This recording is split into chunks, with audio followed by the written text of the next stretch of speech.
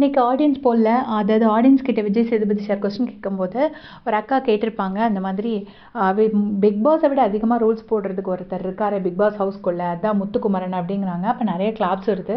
உடனே விஜய் சேதுபதி சார் என்ன அப்படின்னு கேட்குறாங்க. உடனே பிக் பாஸ் வந்து டிக்கெட் ஃபினாலேன்னு ஒரு டாஸ்க் கொடுத்துருக்காரு. அதுவே இண்டிவிஜுவலாக விளையாட வேண்டிய ஒரு கேம். அதில் ஒரு அலையன்ஸ் போட்டு கூட்டணி போட்டு விளையாடுறாரு. கேட்டால் தனியாக விளையாண்டா ரொம்ப நேரம் ஆகும் இந்த டாஸ்க் முடிக்கிறதுக்கு அப்படின்னு சொல்கிறாரு. ஸோ அது எப்படி நியாயமாகும்? அது தனியாக விளையாட வேண்டிய டாஸ்க்கு தானே, அது கஷ்டப்பட்டு விளையாடுறதுக்கு தானே டிடிஎஃப்னே பிக் பாஸ் கொடுத்துருக்காரு அப்படின்னு சொல்லிட்டு இங்கே நிறைய பேருக்கு இந்த கொஸ்டின் இருக்குது. ஸோ அந்த கொஸ்டின் அவங்களும் கேட்குறாங்க. அவங்க கேட்கும்போது விஜய் சேதுபதி சார் சொல்கிறாரு, ஏதாவது தப்பாக இருந்திருந்தா பிக் பாஸே இது ஸ்டாப் பண்ணியிருப்பாரு. இந்த அலையன்ஸுங்கிறத நான் எப்படி பார்க்குறேன்னா, எந்த ஒரு டாஸ்க்கை கொடுத்தாலும் உடனே ஒருத்தர் அதில் ஒரு வித்தியாசமான கோணத்தில் அந்த டாஸ்க்கை யோசித்து உடனே ஒரு ஐடியாவை கொண்டு வந்து வச்சு வேறு யாருமே சொல்லாத இடத்துல உடனே அந்த டாஸ்க்கை புரிஞ்சுக்கிட்டு ஒரு ஒரு ஐடியா சொல்கிறாருல, அது ஒரு பெரிய விஷயம் தானே. அது ஒரு நல்ல விஷயமாக தான் நான் பார்க்குறேன். எந்த ஒரு டாஸ்க்காக இருந்தாலும் அதை உடனே புரிஞ்சுக்கிற ஆள் முத்துக்குமரன் தான்.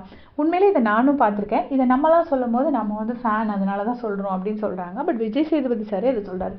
எல்லா ஒரு டாஸ்க்கையும் வித்தியாசமான கோணத்தில் அவர் பார்ப்பார். அப்படி ஃபார் எக்ஸாம்பிள் அந்த 10 பாயிண்ட்ஸு அந்த 5 பாயிண்ட்ஸ் டின்னர் 5 பாயிண்ட்ஸு இப்போ டிடிஎஃப் பாயிண்ட்ஸ்ன்னு சொல்லி பிக் பாஸ் கொடுத்துருப்பார் இல்லையா, ஹாஃப் பாயிண்ட்டாக பிரிச்சிருப்பார் இல்லையா. ஸோ அதை மனசில் வச்சுட்டு கூட விஜய் சேதுபதி சார் சொல்லியிருக்கலாம். ஸோ டிஸ்கஷன் நடக்கும்போதே அங்கே தானே ஒரு வளர்ச்சி வரும்.